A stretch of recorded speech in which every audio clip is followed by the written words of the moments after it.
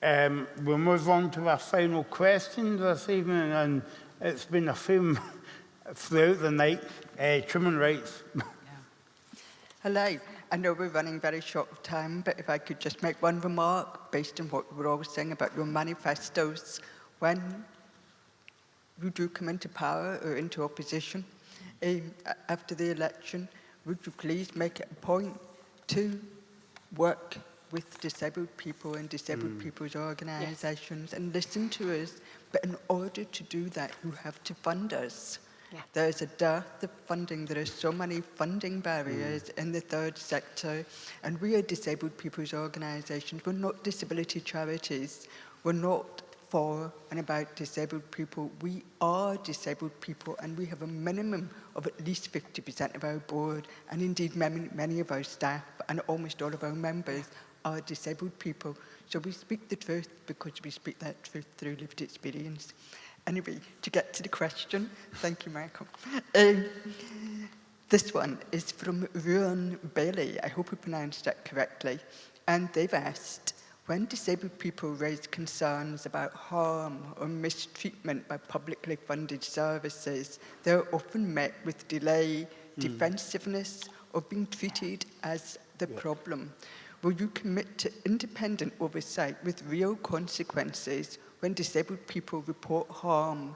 And if not, why should we trust you to protect our rights at all? I'll do the same as I did the last time, so I'll start with Karen and what will we do? Yeah, absolutely. I mean, it's really, really important to have all those rights, but it's also really, really more important in some ways to be able to enforce those rights and to be able to do so easily. And one of the things that I see in my day job is that when government institutions, governments or other institutions make mistakes, they are very, very, very slow to recognize them. And it takes a lot of persistence to, often too much, to get redress for people. And sometimes the regulatory bodies just don't have the teeth that they need to actually enforce change.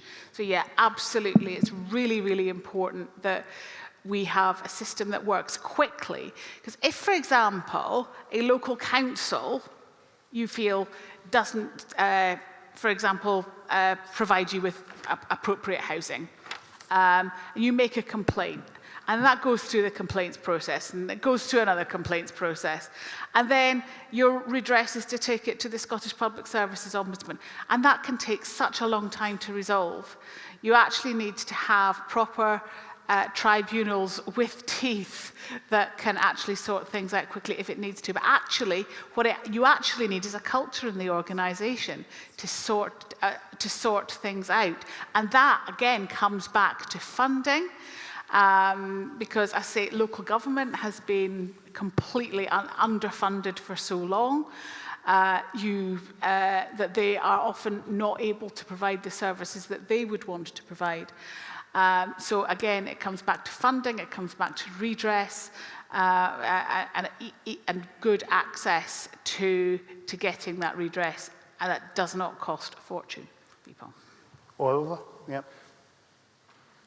Too often, that sense that it's futile reporting something because nothing will ever happen, or because you're going to have to be tied up in paperwork and tribunals and everything else for years and years, or nothing will come out of it, means that people don't report.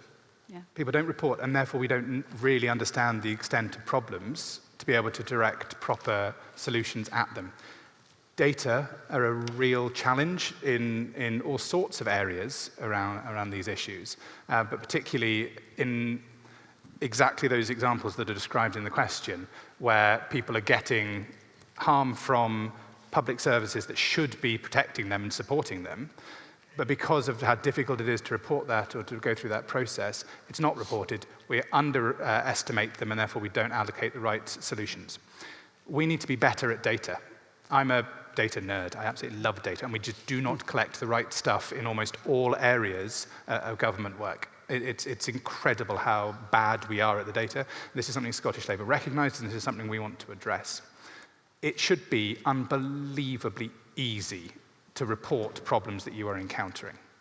And then once you've done that and you've given your evidence, then it's the responsibility of the organisation. It shouldn't be about you chasing it. It shouldn't be dragged through for months and years, and it shouldn't be about that. So I agree that we need a culture that is accepting of that and is open, and a culture that is ready to examine what's not working and improve. But to do that, we've got to really understand the problem, and I don't think we do at the moment because we're making it too hard to report things and therefore we're underestimating them. So data. I think that is the way that we really tackle this. Thanks, Daniel. Maggie? Thanks for the question. And I think, yes, absolutely. The question, will you commit to independent oversight when things go wrong? Absolutely. I think that was one of the things that is one of the things we know that we can do when we incorporate the UN Convention on the Rights of Disabled People, because that brings with it not only rights, but responsibilities. Responsibilities for public bodies to act. And when they fail to act, very clear mechanisms of redress and mitigation, and ensuring that the people who are affected get what they need out of the system.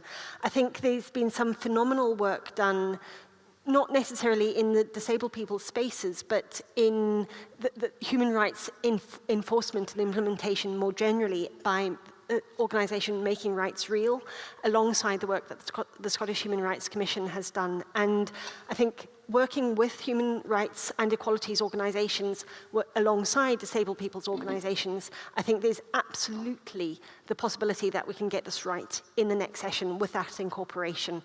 And that I think that draws on your point, Oliver, about data, because yeah, we need to know where the gaps are. Just my final point on the funding point, Heather, that you raised, I think that's one of the reasons why I fought so hard in the budget process to maintain the Investing in Communities Fund and the Equalities and Human Rights Fund. I won one, I lost the other. But I think that funding is absolutely vital. And if we're serious about supporting disabled people's organisations, as you say, we should fund them. And I believe we should. Thanks, Maggie. Daniel? Yeah, absolutely. And we fully agree with the UN Convention on the Rights of Disabled People. Absolutely do. Because we want to eliminate that discrimination and exploitation across the entire system. And I mean, obviously, any legislation that would be brought forward, we would scrutinise and make sure it was right. But we absolutely support it in principle. But I think what you were speaking around, kind of the processes, making it easier to go through them processes, is really important. And of course, data is also very important. Thank you. I'm afraid we've not got any time for questions or points in that one. It's a very important topic, but that's the way it goes when I speak too much, and the panelists speak too much as well.